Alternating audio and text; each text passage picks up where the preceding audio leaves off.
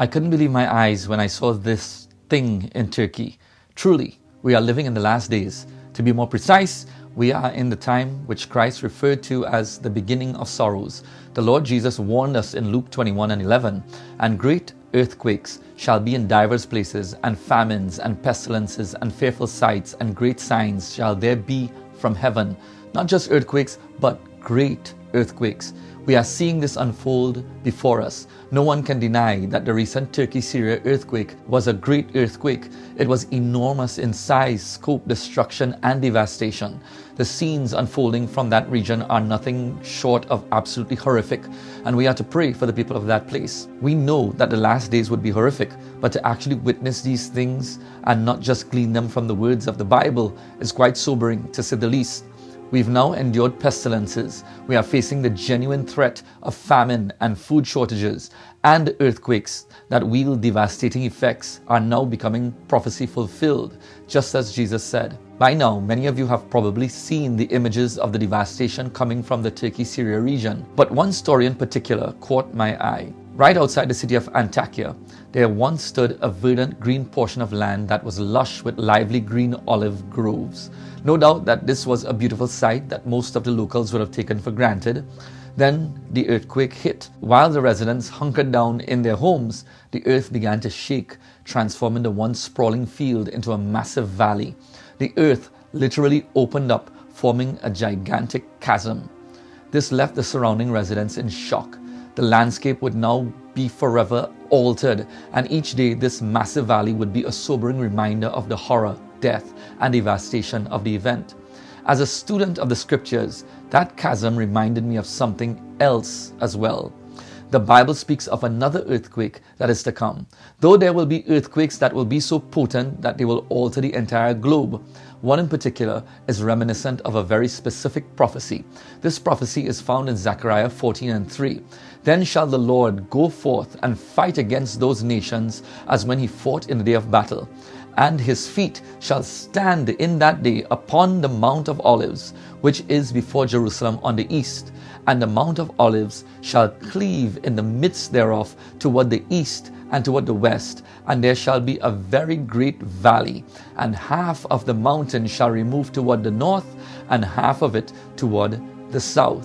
As things stand right now, it is believed that the Messiah will walk through the east gate of Jerusalem at his return.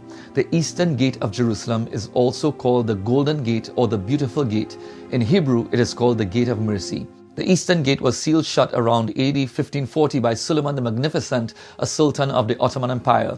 Some believe that the reason for the closing of the eastern gate was to prevent the Jewish Messiah from gaining entrance to Jerusalem. Jewish tradition states that the Messiah will pass through the eastern gate when he comes to rule. Suleiman sealed the gate, attempting to prevent the Messiah's plans with 16 feet of concrete. The eastern gate has remained sealed for nearly 500 years. The sealing of that gate is believed to have been prophesied by Ezekiel. Ezekiel 44:1-2. "Then he brought me back the way of the gate of the outward sanctuary, which looketh toward the east, and it was shut. Then said the Lord unto me, This gate shall be shut, it shall not be opened, and no man shall enter in by it, because the Lord, the God of Israel, had entered in by it. Therefore it shall be shut. So the shutting of the east gate may not only be the work of an enemy, but the will of God. Not only did Solomon shut the gate, but he built a cemetery in front of the gate, knowing that the Messiah would not walk through the place of the dead." Now, what does this have to do with the earthquake? Well, as stated in Zechariah 14:4, as the feet of the Lord touch the Mount of Olives, there will be an earthquake that will do the very same thing that we see in Turkey. A large chasm or valley will open up as the Mount of Olives is torn in two. This valley will not only tear apart the mountain, but it will tear open the cemetery and the eastern gate as well. This is where the Messiah will walk through. As it turns out, Geologists have found that there is a fault line that runs right in the place where this chasm will form, from the Mount of Olives to and through the Eastern Gate.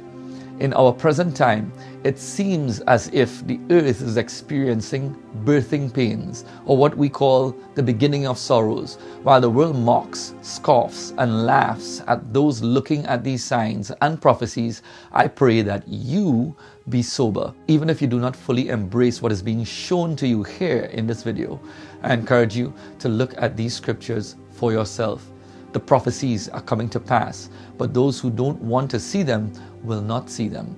For this reason, the coming of the Lord is described as a thief in the night. I pray that you are not caught unaware. The Lord Jesus Christ is coming back soon. If you do not know him, seek him, pursue him now. Receive his free gift of salvation so you too can be ready for his imminent return. Now, think about that. I'm wading through this water, Lord, for better or for worse. In all my ways, I'm putting Jesus first. With love in every line, in every song, in every verse.